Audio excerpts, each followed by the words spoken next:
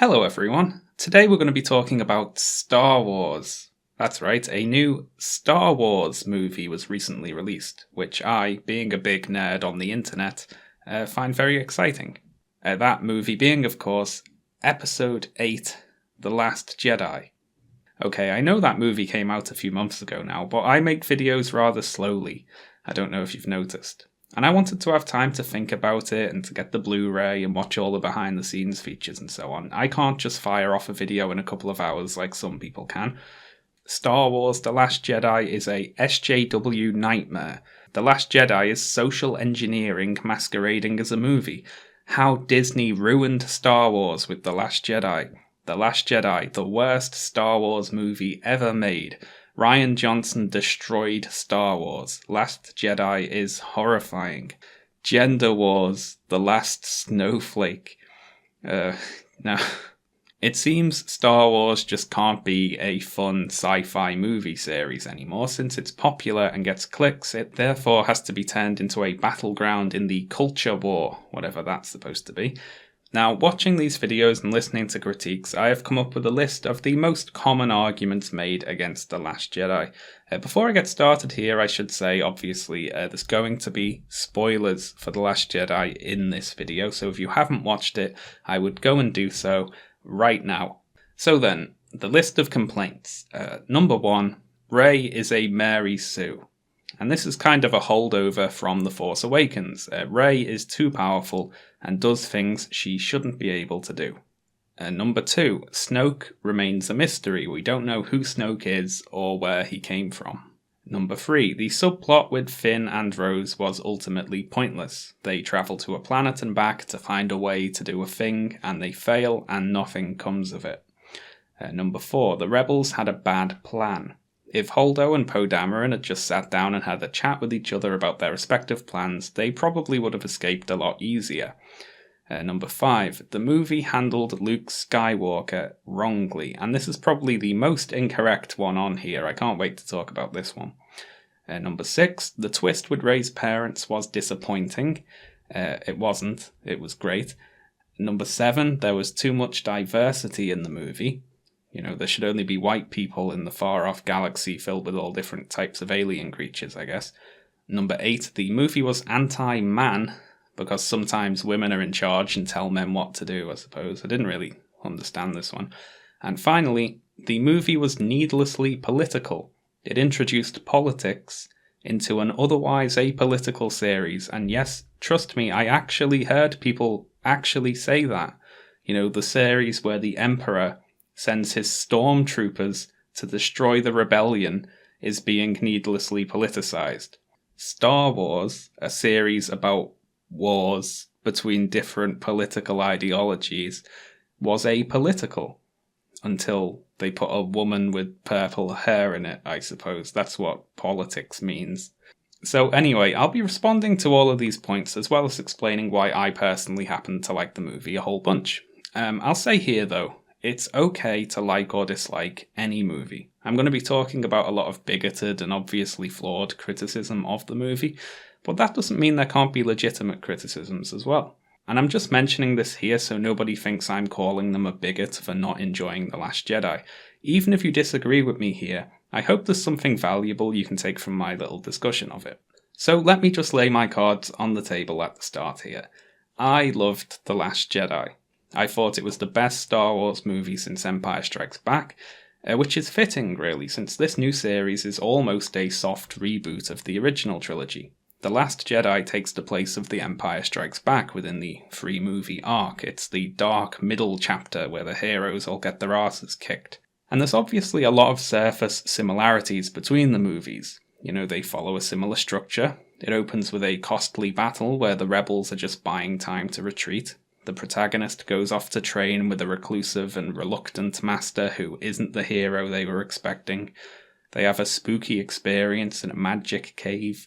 The protagonist's allies travel to a new place in the story where they meet a character who double-crosses them. The young hero abandons their training early to rush off to save their friends, and they learn a shocking twist truth about their parents. You know, you get it, the movies are similar. However, The Last Jedi avoids falling into the trap of just being a straight remake of Empire.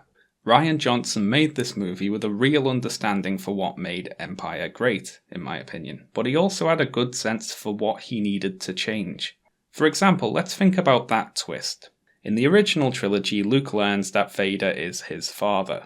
What a surprise. We're all familiar with that. Now, a worse movie than The Last Jedi would have simply emulated this twist and had Rey be the daughter or granddaughter, maybe, of some other already known character who was important to the lore. Except, that wouldn't be very good, would it? It wouldn't really be a twist if it was just copying another twist that we already knew about. My personal bet was that they were going to make Rey descended from an evil character, maybe Palpatine somehow, something like that, which would have been rubbish. And who knows, maybe they'll still ruin it in the next movie.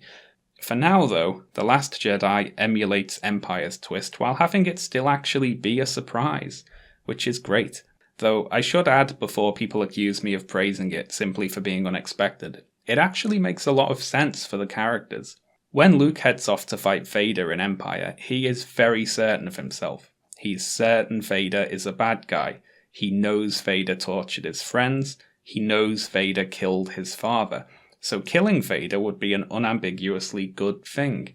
Luke learning that Vader's his father isn't just a surprise for the sake of it. It takes his character from a very certain place to a very uncertain and complicated place. It makes his story more interesting. Now, Rey finding out that she was a Solo or a Skywalker or a Kenobi or whoever else, that would have had the opposite effect. Rey is unsure of herself and doesn't know who she is, so just handing her an identity like, I don't know, Luke Skywalker's daughter or something like that, that would have made her story less interesting. She'd be defined by her relation to that character, instead of having to be her own person. Luke didn't want Vader to be his father, but Rey does want Luke to be hers. And since this is the dark middle chapter, neither of them get what they want. Everyone was expecting the parent reveal to be finding out who Rey is related to, when The Last Jedi correctly identifies that the actual interesting thing to see is the protagonist hearing something that they really don't want to.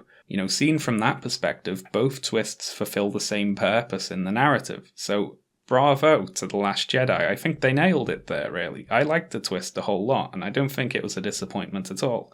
Well, look, I answered one before we really got going there. I'm getting ahead of myself a bit here. Now, the thing about a lot of the complaints about The Last Jedi I mentioned earlier is that they also apply equally to the original trilogy. For instance, you can think that Rey is a Mary Sue, if you like. You can say Rey is unrealistically overpowered, if that's your opinion. But what you can't say is that Rey is unrealistically overpowered for a Star Wars character. And I won't dwell on this because I did touch on it in another video, but why can Luke fly a spaceship in a space battle? He's a farmer. Why can he outfight trained military pilots? And the answer is he just can, because he's the protagonist. Why can Princess Leia outfight stormtroopers? And how can a 100-pound woman choke out a 1-ton monster? She can just do that. Why can Anakin fly a pod racer when we're told no other human ever can do it? How can he fly a spaceship? And how could he use the Force with absolutely no training? Because he just can. He literally just can. He's a magic prophecy child. Is this the realism that used to exist with regards to Star Wars characters and now does not? Another criticism of The Last Jedi that could be equally applied to the original trilogy is the argument that Finn and Rose's subplot is pointless to the overall story. Now, I'd argue that it isn't at all, but let's take this argument at face value here. Finn and Rose come up with a plan to disable the tracking device the First Order are using to follow the rebel ships. But they have to travel to Canto Bight in order to meet someone who could hack the ship's defences to get them inside. Just before they're able to disable the tracker, however, they get captured and fail their mission. Now then, does that mean that their story was pointless? And I'd bring up parallels to Empire Strikes Back again here. In that movie, the crew of the Millennium Falcon flee the battle on Hoth trying to escape the Empire. They fly through the asteroid field. There's the whole bit inside the big asteroid. They do a neat little trick to ditch the Star Destroyers. They head to Cloud City. And then they get betrayed and captured by the Empire anyway. They spend the whole movie running away from the Empire, only to wind up being caught by the Empire. Does that mean that their story was pointless? Likewise, Luke heads off to seek training with Yoda, but he ends up abandoning it to try to save his friends, and rushes off to fight Vader, and loses. Does that mean that his story was pointless? If you think about it, the only actual material differences in the Star Wars world between the beginning and end of Empire Strikes Back are that Luke loses his hand, and Han Solo gets captured.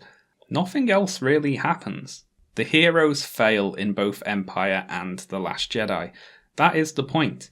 The Last Jedi even has a scene where it just outright states this, when it shows Yoda teaching Luke about learning from failure. Or how about the scene when Finn and Rose are like, it was worth it just to tear up that evil casino, and then they both look directly into the camera and say in unison, it's the journey that matters, not the destination. Okay, they don't say that, but they may as well do. The characters and their experiences are what's important, not searching around for plot holes to nitpick. And this goes doubly so for minor continuity errors, like that guard's lightsaber dagger thing that vanishes from his hand midway through a move. I mean, we've all seen this, right? Do you remember this? What do you think of this? Oh, sorry, my bad. That was a force kick, wasn't it? Well, excuse me. Anyway, speaking of plot holes here, let's talk about Poe Dameron and Admiral Holdo. Now, this was something I actually didn't particularly like when I watched the movie in the cinema. Here comes the new boss, I thought, with the suspenseful music, and she's going to be incompetent and arrogant, and our plucky heroes will have to go behind her back to save the day. I've seen this 1,000 times before, I thought. But then the movie takes it in an unexpected direction. It turns out that Holdo does actually have a plan to save everyone, and she just didn't tell Poe Dameron because he's a big jackass who keeps getting people killed. I personally appreciated this whole plot thread much more when I watched the movie through a second time. I actually liked a lot of the movie more on the rewatch, so if you're someone who didn't like it too much first time around, I'd recommend giving it another go. So Holdo is there to teach Poe a lesson about what it means to be a leader. And the movie ends with Poe retreating from a battle to fight another day. And Princess Leia says, follow him. Poe's got a character arc in all that. That's the point of that whole thread. The question remains, however, why didn't Poe just talk to Holdo and explain what he was going to do? Or why didn't Holdo just let Poe in on the plan? And the answer is because Poe wasn't that person then, at that point in the story. He had something about him that needed to change, and over the course of the story, he did change. Of course, the Resistance had poor communication and screwed up and got a bunch of people killed, but that doesn't mean that's a bad thing, narrative-wise. And also, I'd say, if a poorly organised plan on behalf of the protagonists is enough to turn you off a Star Wars movie, have you ever seen Return of the Jedi? So let's very briefly talk about the plot to rescue Han Solo. So at the end of Empire, we have Lando and Chewbacca heading off to save Han Solo. Luke, Leia and the droids are chilling out on a spaceship while Luke gets a new robot hand. Right. Return of the Jedi opens with the droids heading to Jabba's palace, where C-3PO says Lando Calrissian and Chewbacca never returned from this awful place. Then the droids find themselves handed over to Jabba as a show of Luke's goodwill, and we also see that Lando has been employed as a guard. Next up, Leia arrives in disguise with Chewbacca as a prisoner and hands him over. Now, of course, this makes no sense, since Chewbacca was supposed to have never returned from this place. And the last time we saw the droids, they were with Leia, so how would Chewbacca have made his way back to Leia and come up with this fake prisoner bit without encountering C-3PO? I don't know. I don't even know the point of this part of the plan, given that all it does is get Leia inside to let Han out when Lando was already in there and he could have done it himself. Anyway, Leia gets caught by Jabba and co, who are all hiding behind a curtain in the middle of the night, which is hilarious. So the situation before the heroes attempted to do anything here was that Jabba the Hutt had Han Solo prisoner, and that's all. And now, though, he has Han prisoner, but also Chewbacca, Leia, C-3PO, and R2-D2. And then finally, Luke just turns up and mind controls his way inside. Now, there's a lot of problems with this. First off, if Luke's plan was to use his Jedi mind trick to make Jabba hand Han over, why not just do that to begin with? You know, if he expected that to work, they could have skipped the steps with the droids and Leia and Chewie. You know, that all would have been pointless if Luke could just waltz in and mind control everyone to do whatever he wanted. Next up, when Luke finds out he can't mind control Jabba, he tries to shoot him in the face, which is amazing. Luke's plan B is to just explode Jabba's head in front of his whole entourage, which is gutsy, if nothing else. And you might be wondering why Luke doesn't just use his lightsaber here, and that's because it's currently inside R2-D2. And why did Luke do that, considering he could just use his powers to walk through the front door with absolutely no problem? You know, he could have just brought it in with him, there was no need to smuggle it in. I could go on here, but you get the picture. You know, you can pick at the plot holes of the original trilogy in the exact same way as people are doing with the new ones. And that can be fun. You know, I get it. But you can't use those plot holes to claim Star Wars is ruined or destroyed by Disney or Rian Johnson or feminism or whatever else, because the original trilogy was exactly the same. Speaking of, let's talk about Mr. Snoke here. Specifically, the criticism that we don't find out who he is or where he came from. Now, to people asking for that, I'd say to be careful what you wish for. And let me explain. The Snoke criticism ties into a criticism I have of the new series, which is a consequence of it being kind of a soft reboot. The distinction between the Resistance and the Republic is poorly communicated. When Holdo was introduced in The Last Jedi, she says, "The downtrodden and oppressed know the Resistance symbol and put their hope in it." But why? You know, who are the downtrodden and oppressed? Because the Republic's been in charge for like decades now, hasn't it? You know, it only got destroyed maybe like weeks ago at the start of The Last Jedi. Or has the First Order been around being menacing like the whole time since the fall of the Empire? You know, to necessitate a resistance continuing to exist? The answer to this question, and the Snoke question, is that there's just a portion of the Star Wars story that hasn't been told yet. So allow me to give you my fan theory. So the original trilogy comes out. It's a nice little story about space liberalism beating space fascism. You know, the bad guys are obvious, they lose, order's restored. Well, hey. But then the prequels come out and they complicate things. You know, they show space fascism emerging from space liberalism. And the Jedi, who we've been told are great, actually really suck. And that's one of my favourite parts of The Last Jedi, actually, when Luke just lays into the Jedi for allowing Palpatine to take over.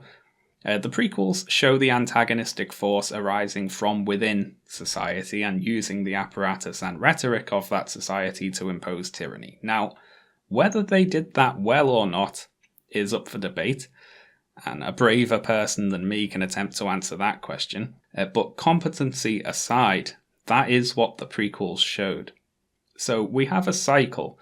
Liberal democracy gives way to fascism, which is in turn defeated. So what's happened with this most recent trilogy is that chronologically, we've skipped a step.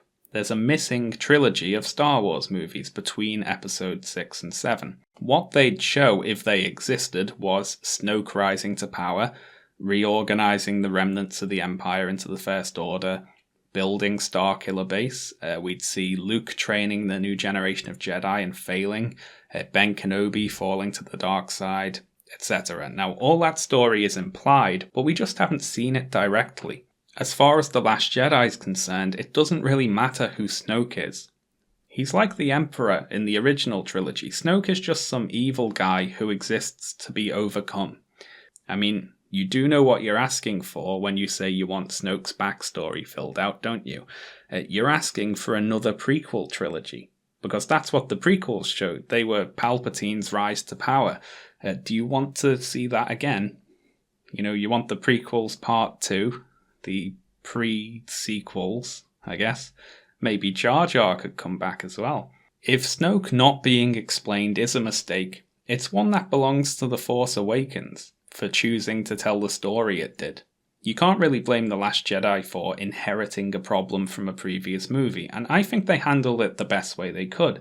They actually did something interesting with Snoke by having him surprisingly just get cut all the way in half, which ruled, and now he's out the way and the actual interesting villain is in charge. And I'm honestly looking forward to the next movie to see where they go with that.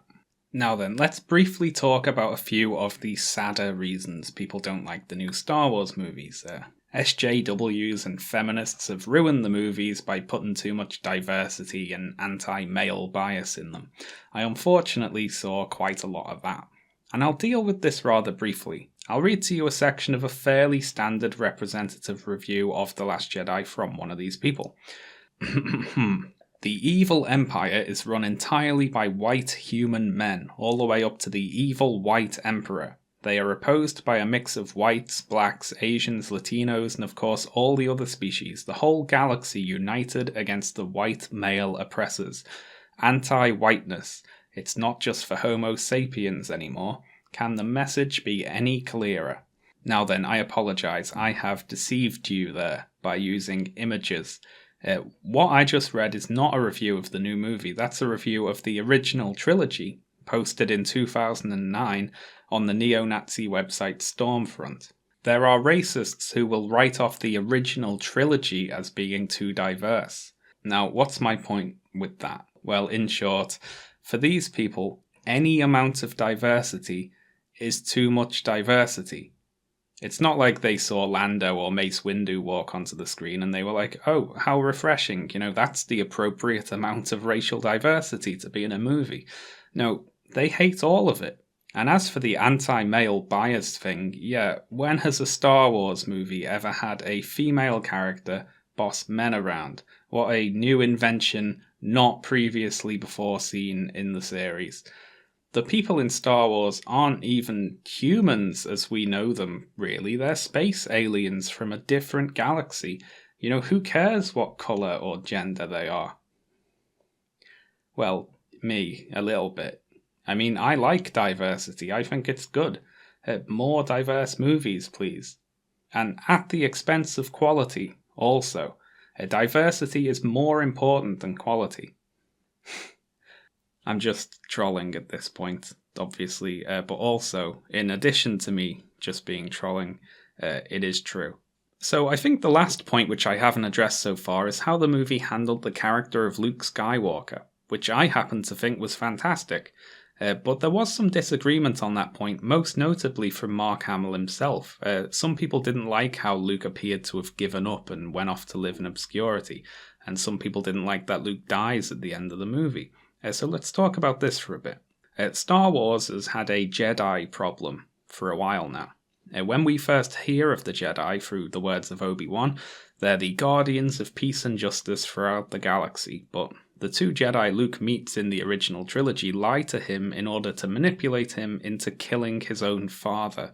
So there's a disconnect there, straight away, between the legend and the reality. And then when we consider the prequels, the Jedi aren't heroes in those. They're like a weird political cult who kidnap children.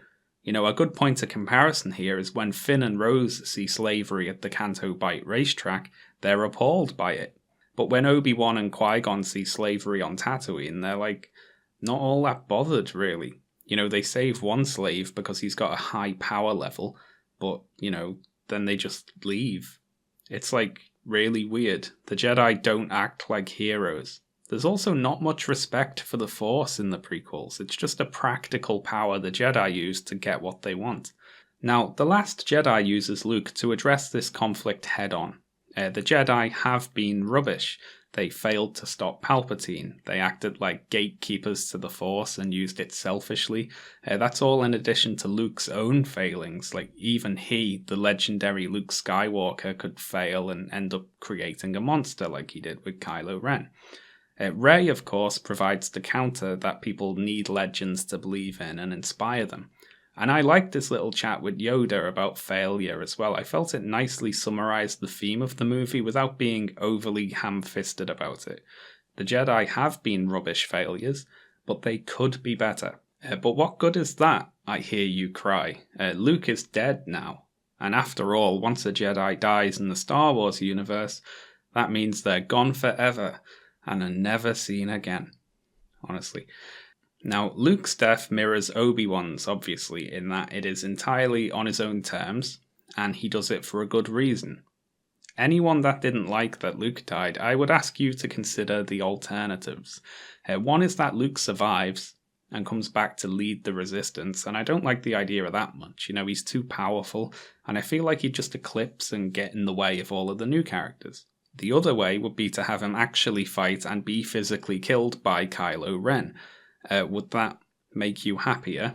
Luke just lying there with his arms and legs cut off and dying in horrible pain. I doubt it. The movie handled it great in my opinion. And Mark Hamill gave a fantastic performance in the movie, especially considering that he actually didn't like what they were doing with the character during the production. The man's a pro, everyone.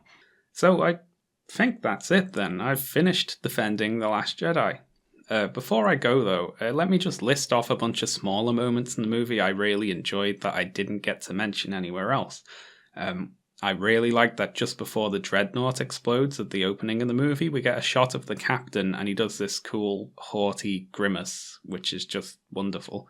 Luke's whole routine on the island is great, obviously, but I especially like the fishing spear thing that's way too long. Why is the spear so long? It's ridiculous. I really like the callback to the Mos Eisley spaceport line in A New Hope when Rose says that Canto Bight is a terrible place full of the worst people in the galaxy, and then it cuts to a bunch of rich aliens on a pleasure boat. Ha ha, it's very clever. I love all the little details in the casino. Infinite Rays is a fun mirror of Luke's Force Cave experience. Mirror, do you get it? I like the Rashomon-style retellings of Luke standing over Kylo with his lightsaber. I like when Hux considers shooting Kylo Ren to finish him off, but stops when he comes to. This iron is really cool. There's a brilliant little fake-out transition where you think it's a ship landing, but it's an iron. And there's no reason for them to do that either, but they did it anyway, and it's really funny. Regardless of what you thought of Leia's Mary Poppins force powers, this shot of Leia floating in the space battle is awesome. And there's a lot of brilliant shots in the movie, of course, like this one, this one, this one, this one, and so on. You get it. And this one as well. I mean, come on, that's fantastic. I like that the movie rejects DJ's self-centered philosophy. His advice to Finn about not choosing a side leads him to end up siding with the First Order in the end. I like that the movie takes the Force off the Jedi. I like that it rejects the importance of bloodlines and power levels and prophecies. Actually, The Last Jedi seems designed to annoy the sorts of people who would obsessively categorize Star Wars facts on Wikipedia or the likes. Now you can use the Force without being called Skywalker or Kenobi or whoever else. Some little kid uses the Force to just pick up a broom in the epilogue because, of course he does, because screw you. The Force belongs to everyone. For now, anyway. I'm sure there's already a novel in the works about how he's the secret son of the evil clone of Luke Skywalker and his midichlorians are just off the charts. Take this brief opportunity to enjoy Star Wars, everyone. It is currently very good.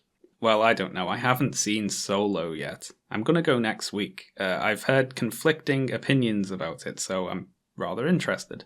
Thanks a lot for watching, everyone, and thanks especially to my supporters over on Patreon. Patreon. No matter how I say that, someone sends me a message to tell me that I say it wrong. Still, thank you to all my supporters. You're all very kind and nice and good. Would it be too much to call you heroes?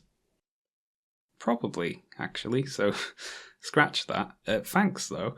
I also have a Twitter. Don't follow it, though. I have too many followers now, and using it is a nightmare. Probably unfollow me, actually, if you do.